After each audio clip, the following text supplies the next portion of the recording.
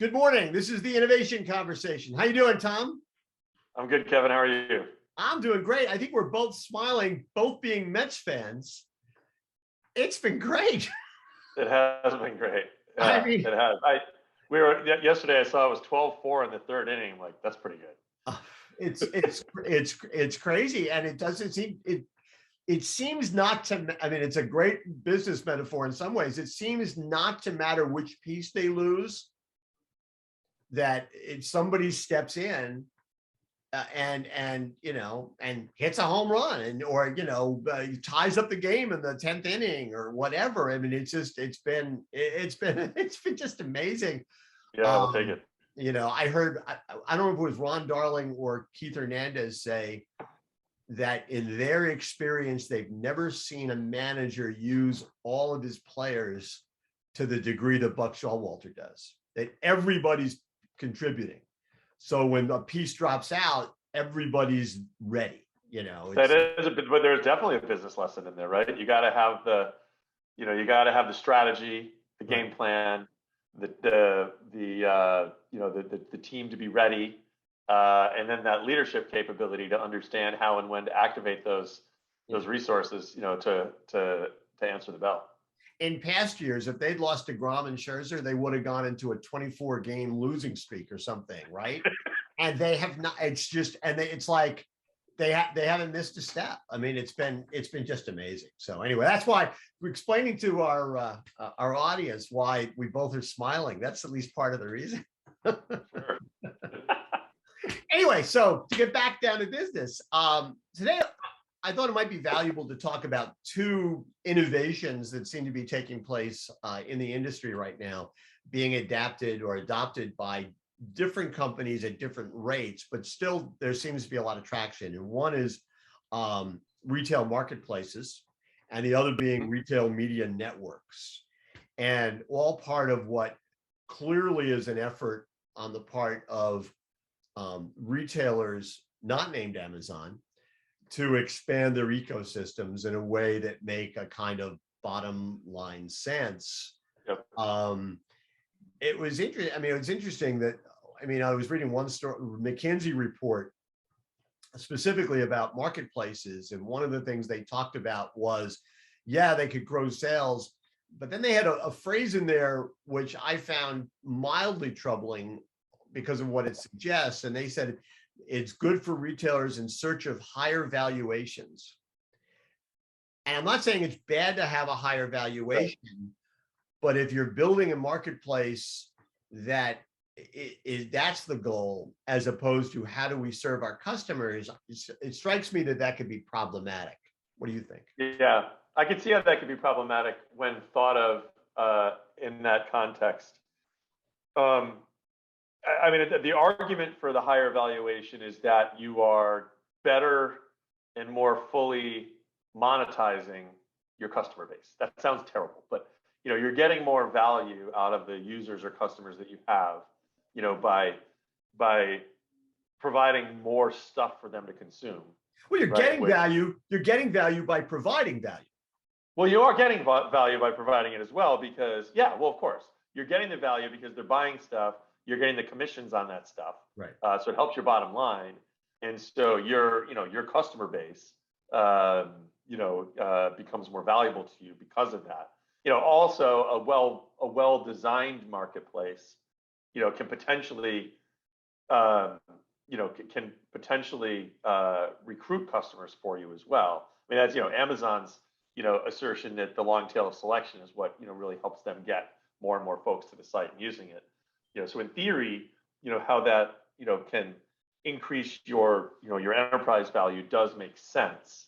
However, you got to do it in the context of what you want to be for your customer, right? There are lots of ways to, get more value out of your customer base in serving your customer in more important ways that they'll spend more money with you.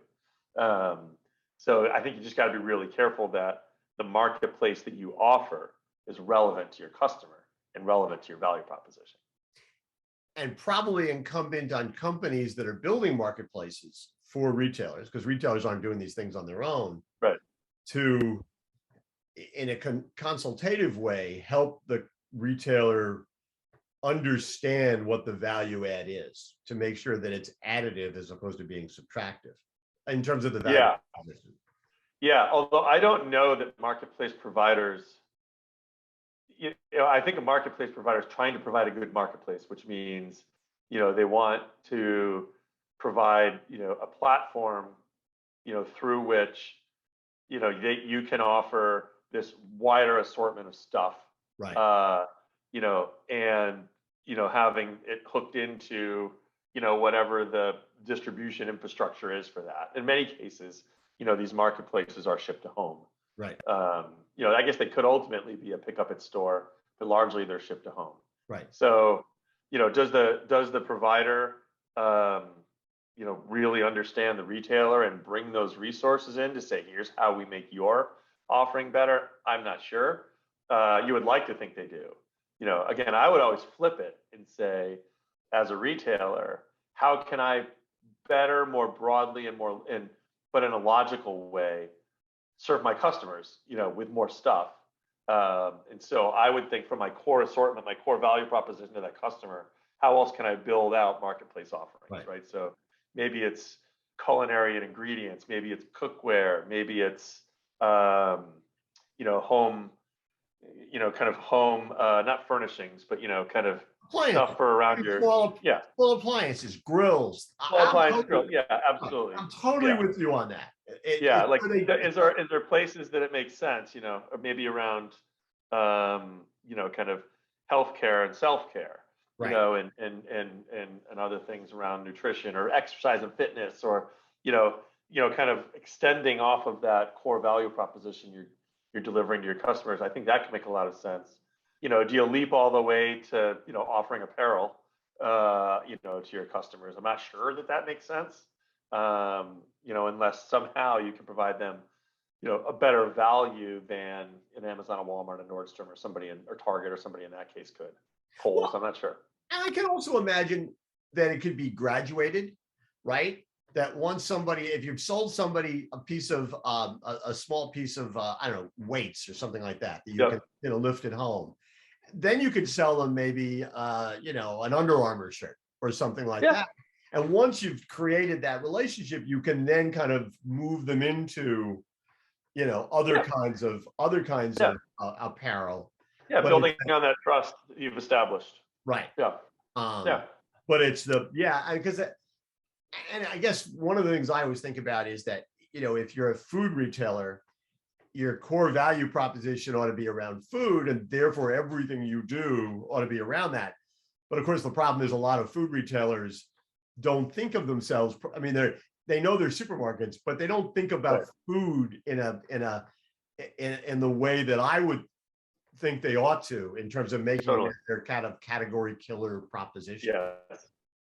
Yeah, there's certainly some retailers that do that very well, and that becomes their trademark. Right. But there's other retailers that's clearly an afterthought.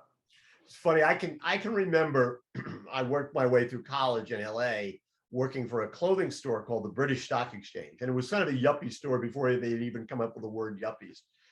Store went out of business for reasons way too complicated to talk about here. But they did what clothing stores will often do in those cases, which is you go with a liquidation company to run a going out of business sale. But what they do is they bring in racks of what can only be described as crap, and fill the place, because they're running a liquidation sale on everything they've got in their warehouse, not just on your stuff. And it was so sad because, and it doesn't matter at that point because you're going out of business, but what was in that store had nothing to do with what the store was, which was a very targeted sort of thing. And that's what I always think about when I read about marketplaces. At what point are they just they have to be careful not to just jam everything in there in search of, sales and margin and funding, all of which is important.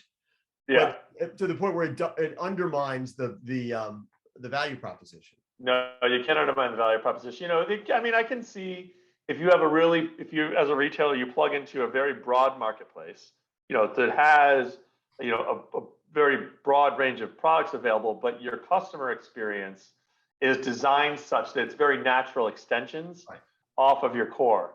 So, you don't necessarily have to overwhelm your customer with the vast selection in this marketplace. And maybe it's there kind of as their journey takes them there. Right. That could be okay.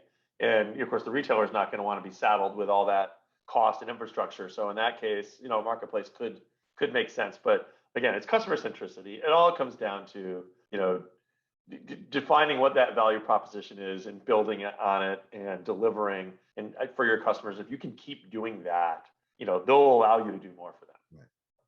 Which takes us to the idea of retail media networks, right? Which is the same sort of thing that everybody seems to be getting into at this point, and not just retailers. I mean, Marriott is launching their own media network to target their customers, to allow advertisers the use of data to be able to hit consumers with targeted digital messages, sales messages. And again, it's the same thing, right? I mean, in some ways, it's the same thing in the sense of you're trying to get more out of the customers, presumably by providing them with more value. But it's a fine line, right? To where I'm providing the consumer with value because it's good for them, which means it'll eventually be good for me, as opposed to, man, I just got to sell one more thing. It's right. Well, you will totally ruin your relationship and trust from your customers by exploiting them with advertising, right? So you have to as a retailer, you have to get that balance right, but absolutely it's imperative that retailers get these advertising dollars, because there's just retailers, as we know, they're expensive to run. Right. And then particularly when you add, digital and e-commerce on top of a traditional retail infrastructure, it's additional cost. Right. And e-commerce is higher cost to serve than stores. So, retailers need an offset to that cost.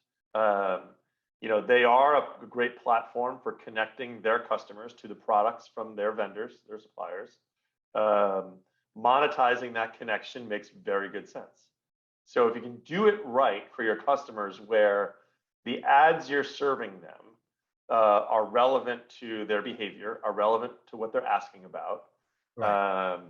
And then you can show efficacy of conversion of those messages, which means customers have appreciated the message and have acted on it, right? That's the ultimate vote of trust from the customers, that they actually bought something you advertised, right? If you can do that, then you can, uphold your promise to your customers and, create a pretty powerful, ad platform, for the manufacturers. And the manufacturers, to hold up their end of the bargain, they provide products, they provide, lots of cases, digital imagery and, other content, and they provide funding. And, it can be very valuable. And advertising it's totally fragmented. From what we knew 10 years ago, 20 years ago, as we know, having advertising, in front of folks when they're, interacting with you as a retailer is key. Yeah. And you just got to do that right. And it's a big pot of money. I mean, I saw one projection, which is thinks in a couple of years, it's going to be more than $100 billion will be in. Well, Amazon's 31 billion last year themselves. Right. So I think that makes total sense. Yeah. And so, but there's a difference between more and targeted, right? I mean, in some ways, I hadn't thought about it until you used the word a minute ago. One of the things I'm always writing about is the shift from transactional marketing to relational marketing, right? Yeah. And that's exactly what this is. If you're thinking about whether it's a marketplace or a media network, if you're thinking about it transactionally, you're probably, the risk of going down the wrong road is much greater than if you're thinking about it relationally. That's a very good point. I will say, though, that most measurement that happens is absolutely transactional. Sure. Right? It's what's your ROAS, what's your return on advertising spend. Right. So for every dollar I put in, what do I get back in sales dollars? And that's transactional. You're right, though, that over time and in totality, it really is relational, because it's your ability to foster those and deliver quantities of messages to customers and have them respond with purchases You know, that's the relationship trust you built with them. So it's a very interesting way to think about it. You know, in my world of auto replen, it's easy because, you know, if you get somebody to buy something on auto replenishment, they keep buying it. So they've declared the relationship and you get it. That's kind of an easy one. Right. You know, but when you're living in a transactional environment, and trying to make it, you know, a relationship environment, it's a pretty interesting way to look at it. It's important. Well, and it's like, I mean, I'm always quoting Fergal Quinn, right? And the whole idea of boomerang marketing, which is, you know you've been successful when after they leave, they come back. Yeah. And so why, yeah, it's easier. It's a lot easier to measure transactions than it is to measure relationships. But on the other hand, if that person comes back and makes another, or responds to the digital marketing a second time, then you've started to create, you know, that relationship. And as the retailer, if you're able to capture that data and share that back with the advertisers, right, to say we're creating relationship value here, right? It's valuable to me as the retailer because it's coming back to me, but it's also valuable to you, manufacturer, because it's coming back to your products. Like there's real gold in that data and proving that, you know, that efficacy. It's pretty big. Sure. And relational marketing and transactional marketing are hardly exclusive of each other, right? Because if you have a good relationship with customers, inevitably your transactions will go up. So it's not, right? Absolutely. There'll be more of them and they'll be bigger, and maybe your market share will be bigger or whatever. So it's not like you just have a great relationship or you're not getting any money out of it. And it seems to me that, and that's, you know, in so many of the innovations that we've talked about here for however many years we've been doing this, so much of it is intention, right? If in the first meeting you say to everybody around the table, okay, how is what we're going to do improve our relationship with our customers? That ought to be foundational. Yeah. Absolutely foundational. And I think that's going to be really important. You know, we're seeing a massive, $100 billion, right, is moving from other, you know, ad avenues to retail media networks. That's obviously a massive amount of dollars. I think it's going to be like, it's going to be really competitive. You know, it's going to kind of dilute your effectiveness. I think, I don't know. I mean, it's just, you've got to be really good at transactional, right? But then you have to be more than transactional. Yes, agreed, totally. Which seems like a pretty good place to leave it. So, thank you as always, and I'll see you in 2 weeks. Sounds great, Kevin. Thank you. Right. Thank everyone. Take care, everyone. See ya.